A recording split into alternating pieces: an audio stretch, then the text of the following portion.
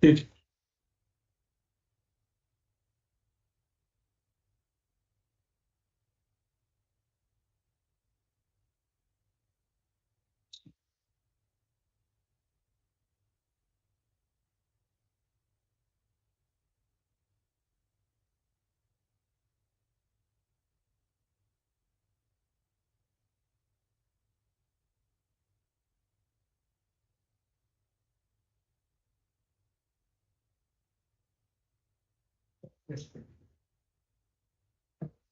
Welcome. I hope you can see this now. Okay, welcome back to the second live session of organizational behavior, individual dynamics in organization. So I'm Dr. Abraham Issac. I'm a faculty here at the School of Business, Indian Institute of Technology, Guwahati. The live interaction was quite fruitful, I suppose. Some of you could actually clear some of your doubts.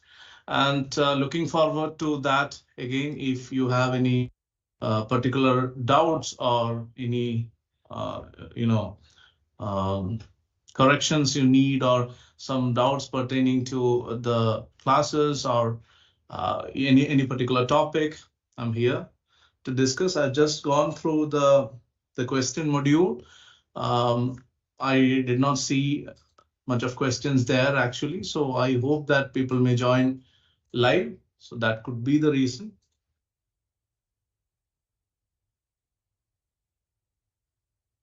So I suppose organizational behavior, individual dynamics in organization, the class is going well. I think you would have already seen the 9th week, that is in effect the 9th module. Just a quick recap of what were the things in module 1. We looked into what organizational behavior is. We tried to understand the origin of organization, how do organization came into existence. We categorically looked into what is OBM, organizational behavior management, what are the different perspectives associated with that. If you look into the different lectures, we also try to emphasize into the importance of individual per se and individual differences. It takes all types of people to make the world. This was one of the theme of one of the lectures within the module 1. And then we ventured into the diversity, I believe, workforce diversity specifically, where we tried to underscore the relevance of the importance of workplace diversity, especially having an inclusive mindset, not only with respect to the diversity from emerging or emanating from different caste, creed, sex, race, or cultural context. We also looked into cognitive diversity, which is many a time undermined in most of the organizations. Reverse discrimination also was touched upon. We also looked into diversity and diversity management, which is essentially the thing that we have to do specific to organization when it comes to diversity per se. So that was module 2. Module 3, we took up one of the most important topic, which was perception. In perception, we looked into the process as such, the perceptual process. In between, if you have any question, you can ask. I'm just giving you a quick recap of the things. So I should shake. I don't see any message there. You have retracted the message. You can, start posting the questions. So I will take as and when I receive questions. So right now, for the people who have joined just now, I'm just going through a recap of what we have done till now, and I will also try to emphasize on what is going to come ahead of these 9 weeks. So the rest of the 3 weeks also, what will be coming in, I'll just fill in for you. The third module specifically looked into the perceptual process. We looked into perception as such. If you look into any organizational behavior class per se or course, it is eminent that you have to have a clear understanding of perception. What is the perceptual process? How perception technically affects the decisions. And we also looked into ethical decision making to a certain extent. So we ventured into different case studies. If you've gone through the classes, you will very well understand it, acknowledge and appreciate the fact that I tried to emphasize the existence and the relevance of perception, perceptual biases, perceptual processes through different case studies and through different industry-oriented examples. Then, as part of the fourth module, we looked into affect and emotions. Affect and emotions is yet again another important aspect when it comes to organizational behavior. There is no denying the fact there. When you looked into affect and emotions, we looked into affect events theory. So maybe with respect to that, I had got a question with respect to, there was a statement, so I don't know whether it was an actual question. Are you so good that you cannot be ignored?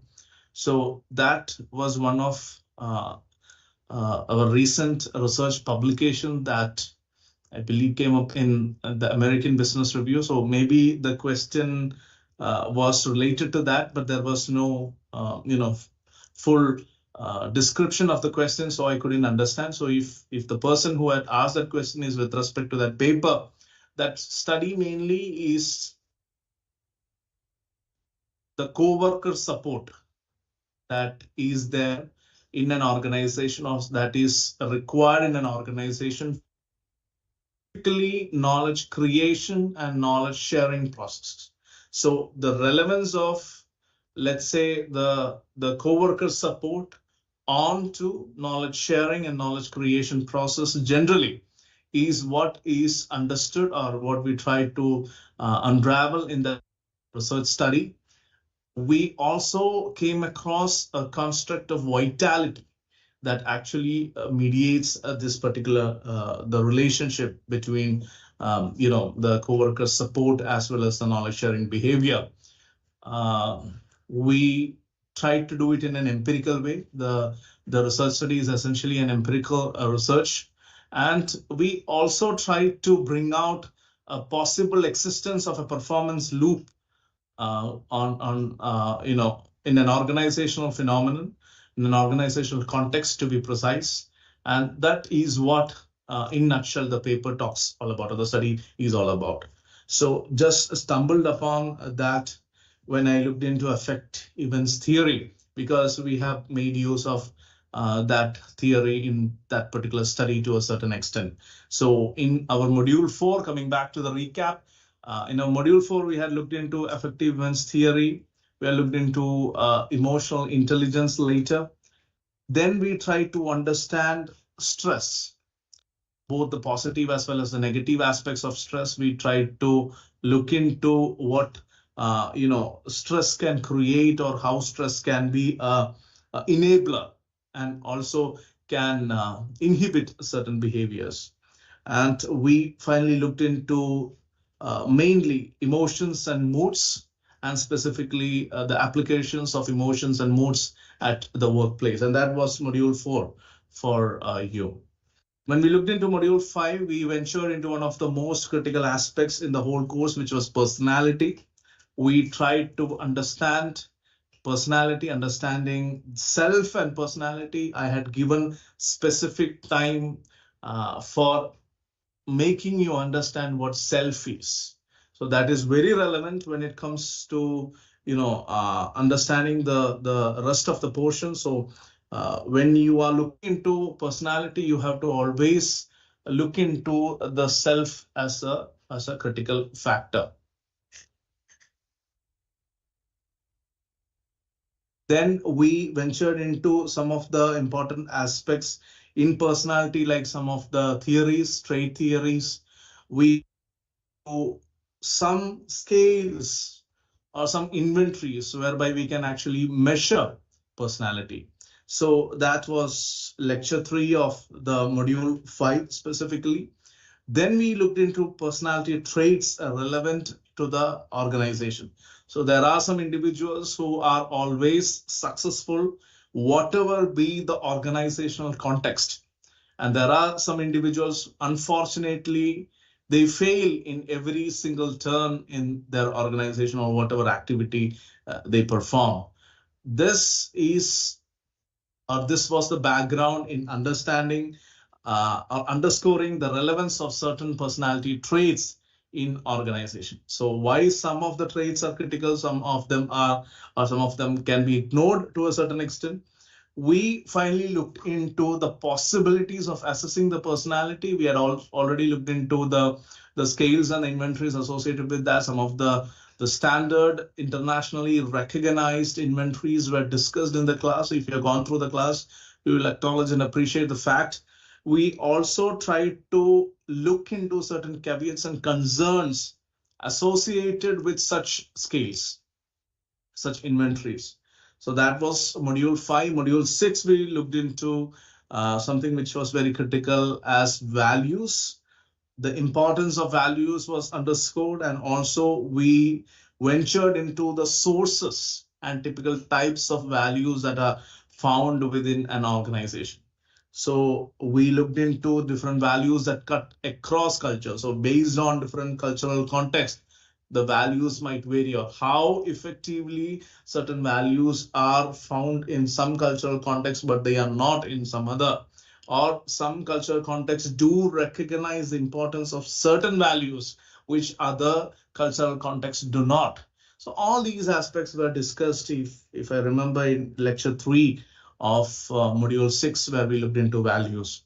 We then concluded that module with person job fit, PJ fit, and the PO fit, person organization fit.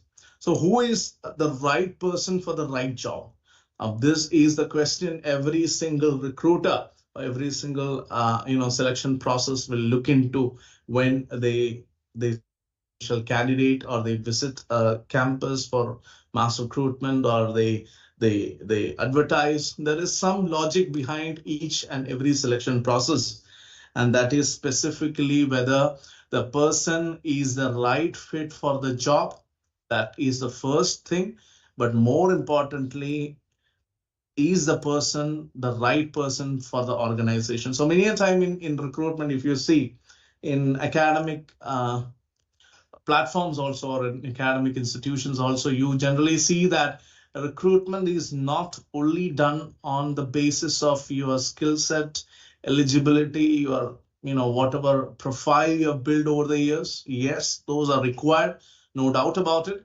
But that said, there is always a certain person organization fit that is examined or that is evaluated. So how well the individual can gel with the members within the existing organization, that becomes critical, that becomes important.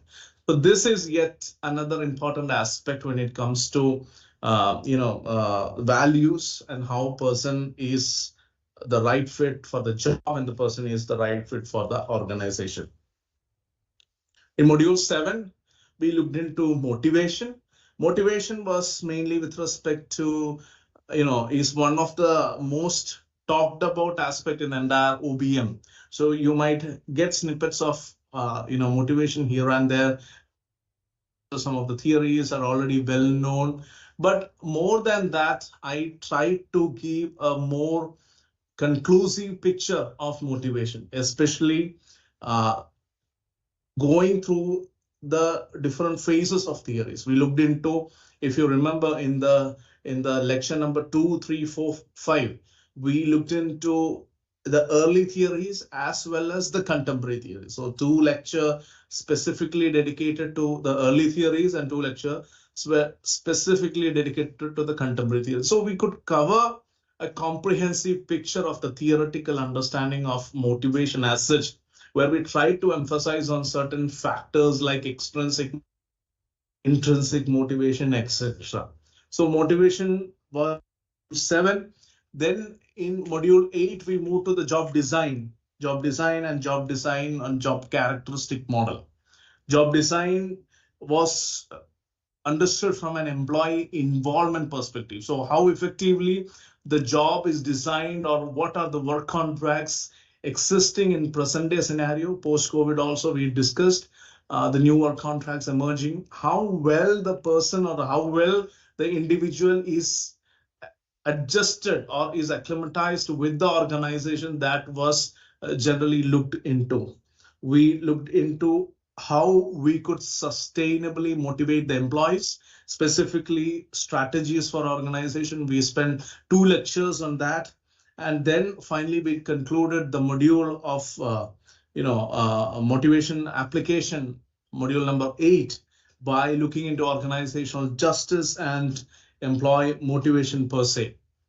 That was yet another important aspect when we looked into module 8. Module 9 was more of learning. We ventured into the basic understanding of what learning is. We tried to define learning. We tried to understand specifically how do individuals learn. So there we emphasized on certain theories of learning. We looked into the past and the present, or the early theories and the contemporary theories, as we name it. And we also looked into learning in organizational setting.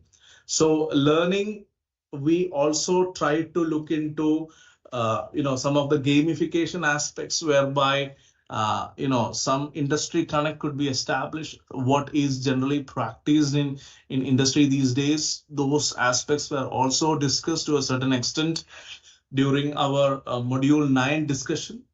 So I hope this is what you would have seen till now. Ahead of you, you have 3 more modules, and I would say the most captivating modules are coming ahead.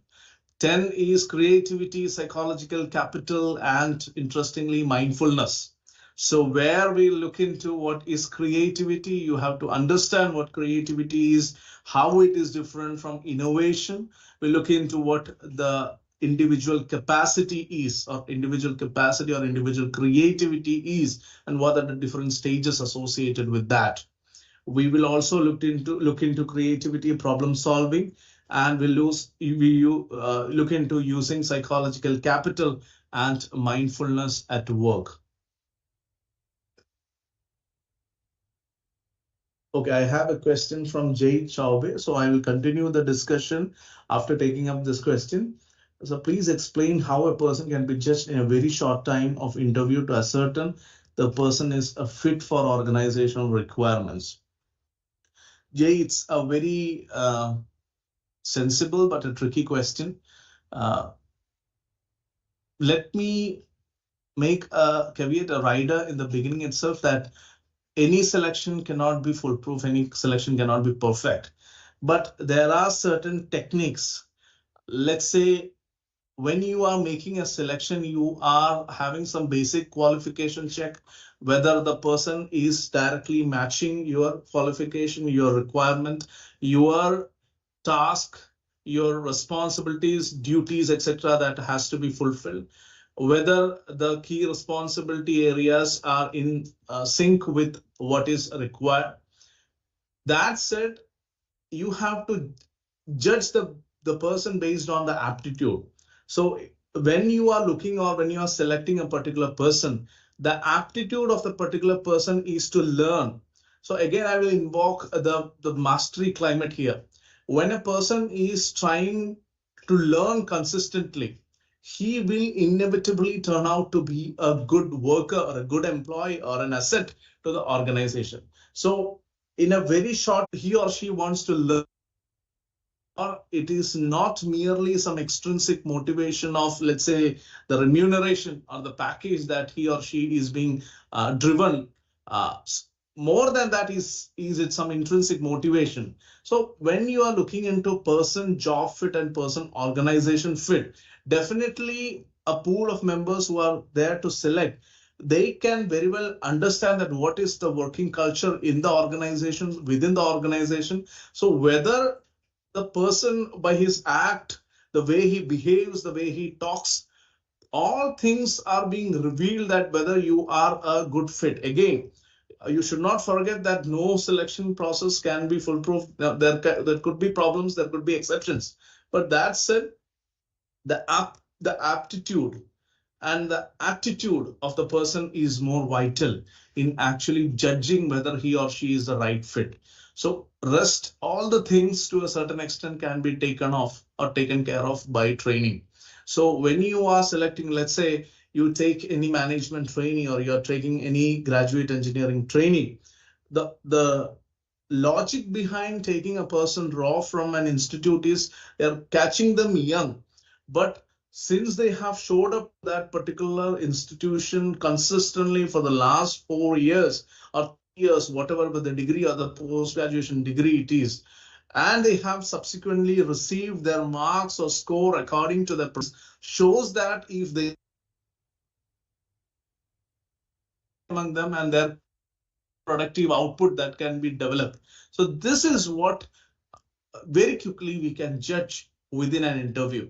So mostly people who are well-versed, experienced, they don't need much time in understanding an individual who is sitting across in an interview table. So that would be my take on your question, Jay Chaube. I hope I made some sense there.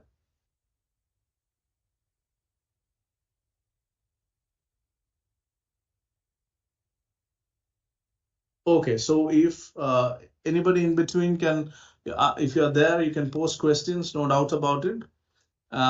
We'll continue our discussion very quickly. We will also, after module 10, you will have your module 11, which is the differentiator of this course, if I can name one. So whereby we look into knowledge sharing and hiding. So this has been during the session also I mentioned this. This has been my research area for some time. So stand on the shoulders. What do you mean by different counterproductive workplace behaviors? It could be anything. It could be social undermining. It could be ridiculing. It could be knowledge hiding. It could be knowledge hoarding. It could be absence of knowledge sharing, natural employee silence. So all these aspects are detailed in the module 11, and this would be one of the most interesting module, I believe, because rather than bringing out the perceived understanding from a textbook, try to work out different empirical research papers and try to bring you this module, where we'll be also looking into integrating knowledge sharing and hiding behavior. So knowledge hiding being one of my research areas for the last quite years, a couple of years at least. So thereby we try to establish how we can, enhance the knowledge sharing and also try to put a clip on hiding propensities within an organization. So we will also look into strategies for individuals to foster knowledge sharing specifically, and we'll also look into what are the problems associated with knowledge hiding, right? What we see in an organization, like people start playing dumb, or issues like evasive hiding or rationalized hiding, and very specific to the Indian context, counter questioning. So all these aspects are well detailed in module 11, and module 12 will be the last module where we'll be looking into employee voice and silence, understanding employee voice and silence, how individual factors specifically have an effect on voice behavior, how employee ultimately becomes silent, or he chooses or she chooses to be silent within an organization. We also conclude the module specifically by asking one particular question, that can silence be actually strategic? So we tend to dissect what do you mean by strategic silence, and we also conclude the module by looking into strategies for fostering safe environment at work. So when I'm talking about safe environment, I'm also looking into psychological safety, not only the safety associated with safety and security, but mainly with respect to the psychological safety as well. So psychological safety is nothing but how effectively, or how much freedom you have within your, let's say, organization to raise your viewpoint, to have a discussion, to irrespective of what level of appreciation to the fact that you responded, you initiated the response, or you actually created an idea. So this is what psychological safety is. So I have a question from Harish Bhaskar. Can you please recommend books on organizational behavior? So if you have seen the the syllabus document itself, we have given some critical textbooks, some of them which we have referred also. The first and the foremost one would be obviously Robbins, Judge and Vora, Stephen P. Robbins, Timothy Judge and Niharika Vora, Organizational Behavior, Peers in Education, I think. And then there is also the book McShane and Von Gluno, Organizational Behavior. I think 9th edition is there for 2022. And then there is the masterpiece of Fred Lutton's Organizational Behavior, the publisher being, I think, McGraw-Hill. So these are some of the renowned books in OB, Organizational Behavior. I hope, Harish Bhaskar, you're taken a note of that. Apart from that, if you attend the classes well, you go through the examples and case studies which we have shared, then you get a clear idea of what behavior is, or what OBM specifically is, and what do you mean by that. So that would actually give you some edge over others who are otherwise learning this particular topic. So any other questions?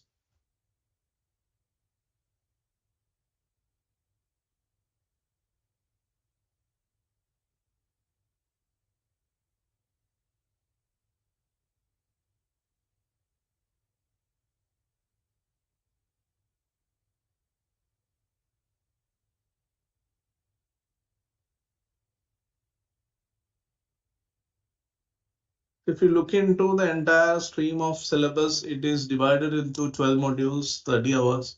So categorically, I have taken each session half an hour, almost 30 minutes. Some are, range would be somewhere from 20 minutes to some have gone even till 1 hour. So that would be the pattern, and you would have already been well versed. I hope you're doing your assignments in a religious manner. You are submitting your assignments, not only doing, but also submitting. I wish and I hope that you score well in the particular topic. And more than that, my hope and my prayers are for understanding this topic. I hope you get a clear idea, and that's what my effort has been channelized to get a clear idea of what it is, what our OBM is, what are the different aspects. There are things which would feel simple, or maybe we get across something which is okay, which we feel that, oh, it's quite simple. This is something which happens on a day-to-day basis. But seldom do we tend to understand the impact of these behaviors, or sometimes we don't even try to see, or even after conscious efforts of observing that, we may fail to see such behaviors are quite relevant when it comes to organizational behavior. So that is what my attempt has been. Apart from standing out from other courses, organization or textbooks, I've tried to bring in two important aspects. One is to give you an industry perspective. Having an experience in industry, I tried to bring in that orientation whereby things are more practical oriented, and also in the same time I've tried to use or support or take support from sound empirical research.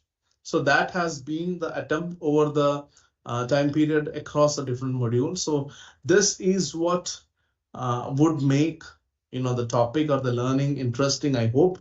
But again, it is up to you. You can always refer more textbook, understand it, and if you have any doubt, come back, use such live sessions. I think there will be one more live session shortly in the month of April, and try to use this. If you have any doubt, this is a good platform whereby you can actually get to the subject matter expert and discuss the topic and understand if you have any particular doubt. Otherwise, I think the videos are clear and concise in its own spirit. But otherwise, if you have doubts, it's always a good way to come and clear it in the live session. Okay, Harish Bhaskar, any other doubt?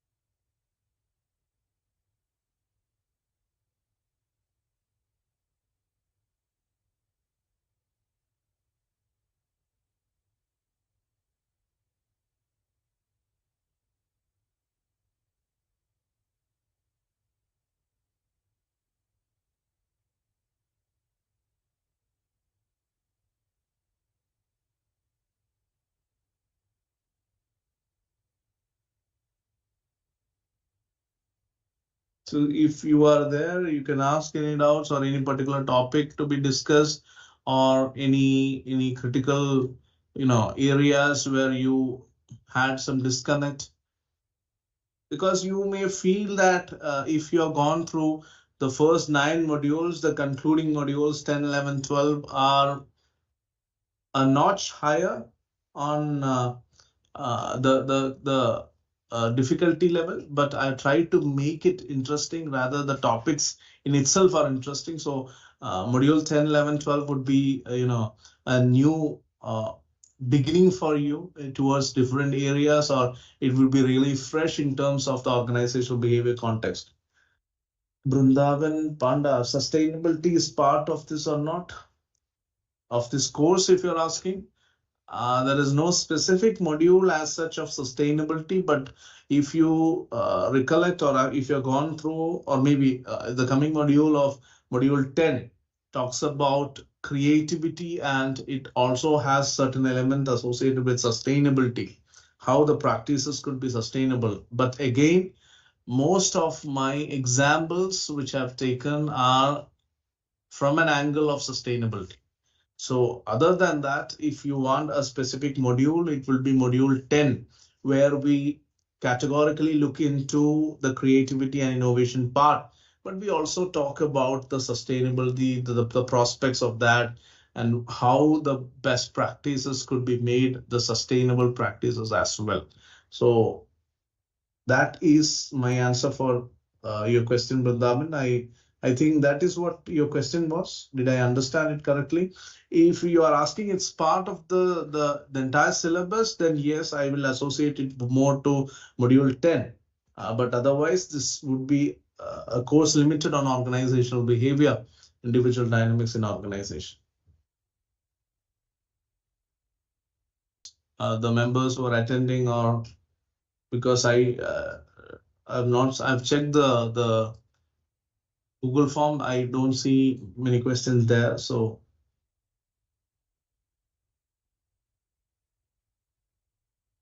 generally, as the legend goes, or as the story goes, you generally don't have any doubts in two situations. One, when you have understood everything, or second, when you have not understood anything. So as the videos are progressed to the 9th week, I suppose the learning would have been significant. I am just hoping that would be the first reason, would be the reason why the doubts are less. Maybe the timing and the availability of the participants also would be issue, but otherwise, generally, if you look into organizational behavior, this is a topic that everybody needs to understand, needs to know, and is being tackling on a day-to-day basis. So this is a very important topic, especially when we look from an individual dynamics point of view. So mainly, if you look into organizational behavior as such, some input I'm giving here. There are two perspectives. One is micro OB, second is macro OB. Micro OB is more of what we have discussed in terms of the attitude, perception, values, individual centric. Whereas macro OB is more of organization structure, design, restructuring. So all those aspects, different knowledge management systems, different other systems that exist within the organization. So all these aspects, they fall under the bucket of macro OB. So when we are looking into individual dynamics, this is the toughest part. Because if an organization is sound in its financial aspect and in its integrity point of view, then hardly there is any problem with respect to creating or recreating an organization structure, or making or mimicking your organization in such a way that it becomes the most productive organization. There should not be any problem with respect to that. But that said, when you're looking into organizations and individuals within an organization, employees, co-workers, different dimensions come in. Your boss, your co-worker, your subordinate, differences in gender, caste, race, culture, differences in a location, geographical advantages, disadvantages, There could be issues of personality, the different traits, the personality that leads to different behaviors, attitude, behavioral tendencies, attitude sometimes, the learned enduring predisposition. It could be towards a set of objects, need not be people. It could be with people. Sometimes we have an attitude towards a set of people. Sometimes we have an attitude towards a set of objects. So even there are some, let's say, this is one example I've taken in the class also, that there are some food items which we generally don't like. So that is an attitude towards a particular, object. It is not that it is an individual. That we could have a certain attitude towards a certain individual, a certain sect of individuals, certain segment of people. But that said, this is all dynamic, all vital, and this makes the learning of individual dynamics in an organization very critical. Or macro OB, or the topics associated with macro OB are innovative, no doubt about it, but then there is certain level of consistency associated with each structure, because organizations, though they evolve, they do not have such a dynamic approach or a drastic change how individuals have or individuals change. So the dynamic nature of behavior is more pronounced when it comes to micro OB. So that is course, organizational behavior, specifically individual dynamic, critical and more relevant and more interesting. So that is what I wanted to give you a certain input about the different aspects of OP within the realm of, the entire the curriculum of organizational behavior. I'll just check any questions. If any of you have any questions, you are free to ask.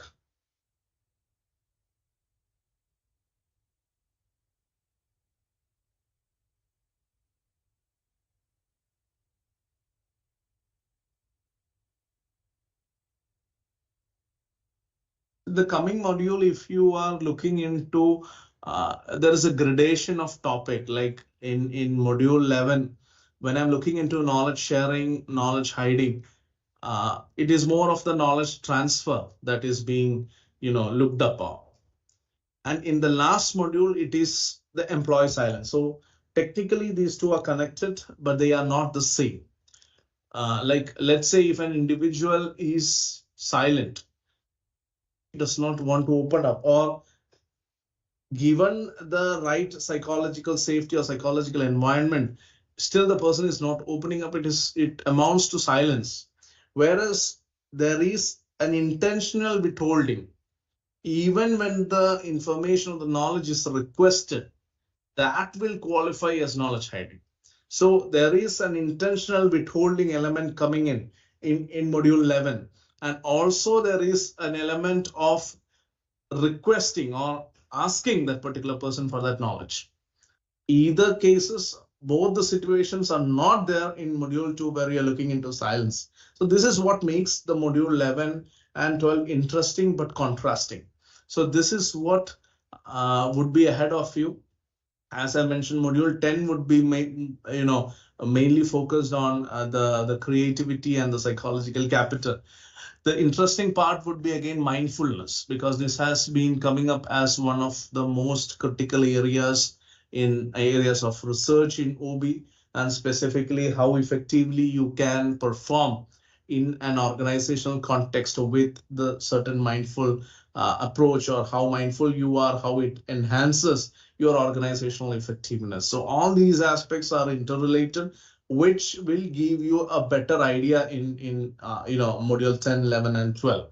So what is lying ahead of you are interesting times with respect to this course, which can give you, not only an interest towards the course OB, dynamics on organization, but it can also open a different world altogether in terms of research. Because, when you're looking into OB, some of the well-researched areas had been leadership, or let's say, even to a certain extent, your personality, perception, etc.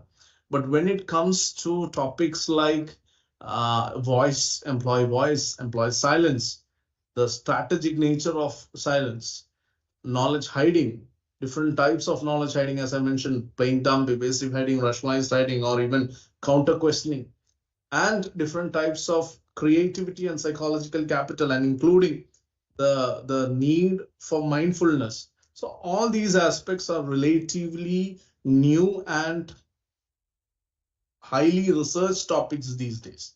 So that will add, I hope, an interest into the course. And that was the basic thought process when I included these aspects in the course, which otherwise are not there in any of the textbooks or any of the courses related to OB generally. So I'll just check if any other questions are there.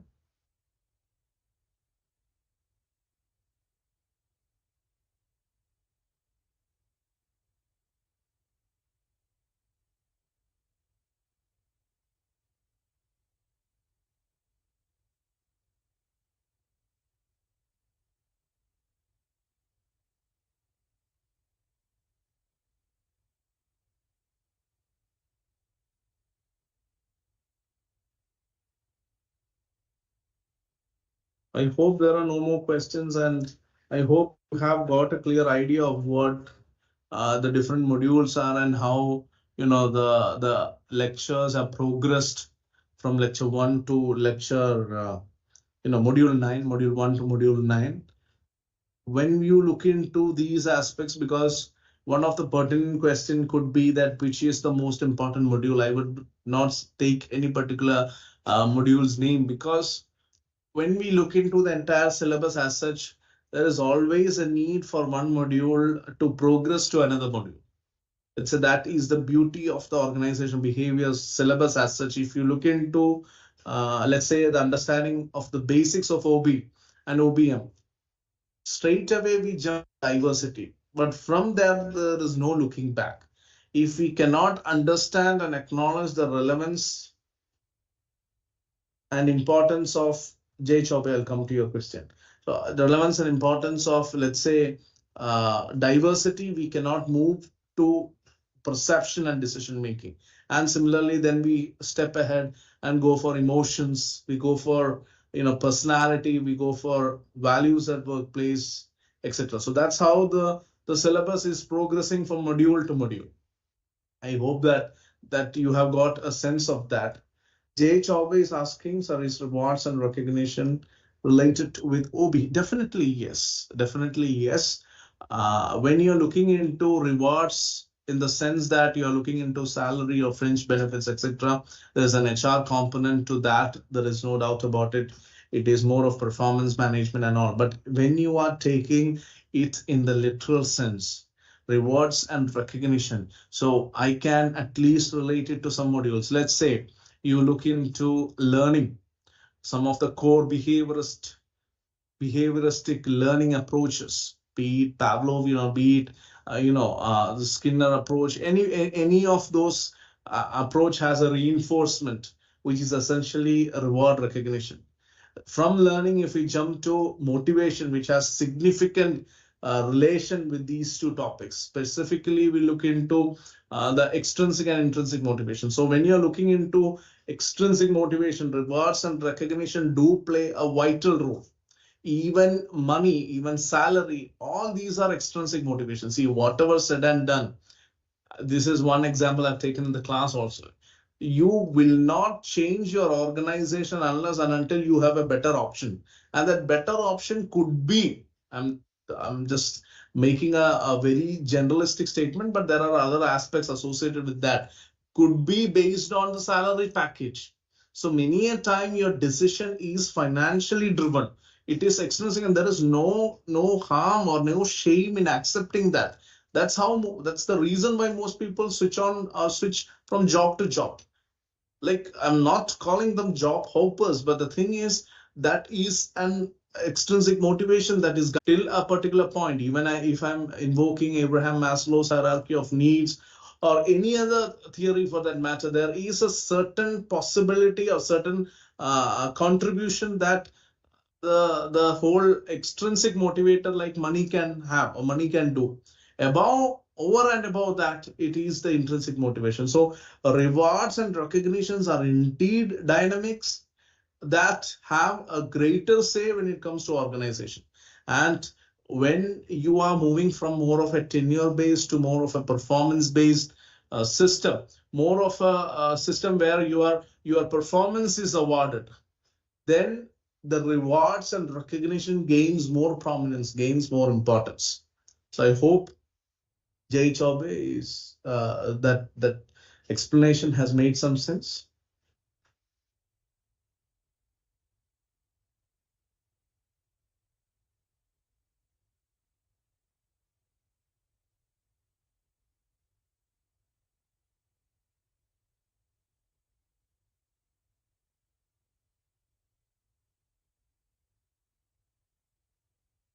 So any other question?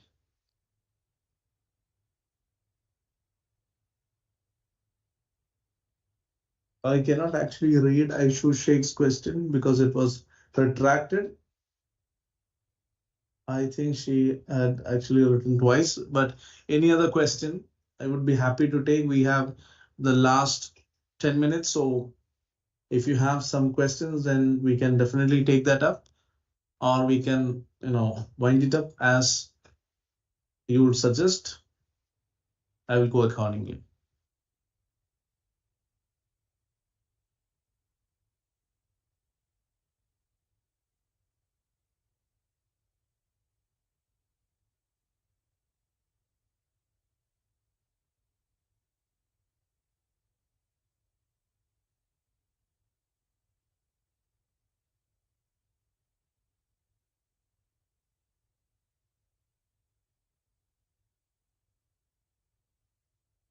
All right. So I hope there are no more questions. So in that case, I would say that let me check if there are any more questions. Let me check.